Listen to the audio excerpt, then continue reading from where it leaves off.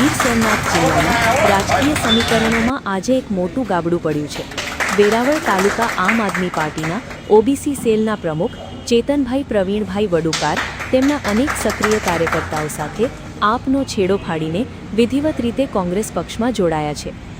ધારાસભ્ય વિમલભાઈ ચુડાસમાએ પહેરાવ્યો કોંગ્રેસનો ખેસ।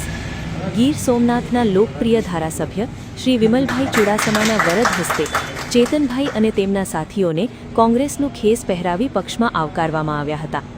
આ પ્રસંગે ધારાસભ્યશ્રીએ જણાવ્યું હતું કે કોંગ્રેસની લોકભોગ્ય વિચારધારા અને જનતાના પ્રશ્નો માટે લડવાની શક્તિથી પ્રેરાઈને આજે યુવાનો અને પાયાના કાર્યકરો કોંગ્રેસમાં જોડાઈ રહ્યા।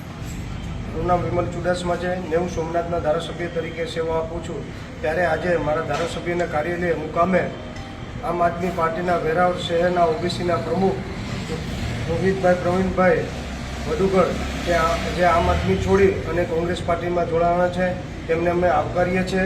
સાથે સાથે અનિલભાઈ વલ્લભભાઈ પણ જોડાવાના છે, પ્રવીણભાઈ વાલજીભાઈ વડુકર પણ જોડાવાના છે, ધનજીભાઈ રોજીભાઈ સોલંકી પણ જોડાવાના છે અને ભરતભાઈ રાઠોડ એ આગેવાન છે અને આ બધા તમામ છે એ ભાલપરા સોસાયટીમાં રહી છે। ત્યાંના તમામ લોકો આમ આદમી પાર્ટી છોડી અને કોંગ્રેસમાં જોડાવાના છે। ત્યારે કોંગ્રેસ પરિવાર અમે એમને આવકારીએ છીએ અને કોંગ્રેસમાં મજબૂત બનાવે અને કામ માટે કોંગ્રેસમાં આગેવાન તરીકે કામ કરીએ એવી શુભકામના આપું છું। જય સોમનાથ। હું રોહિત વડુકર આમ આદમી પાર્ટીમાં ઘણા સમયથી કાર્યરત હતો।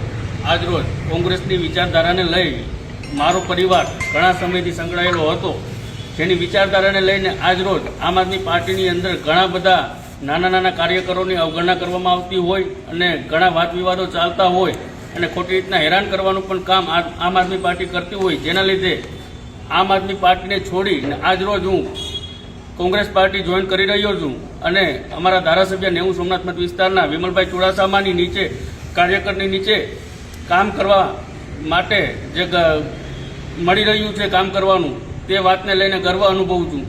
જય હિન્દ, જય ભારત।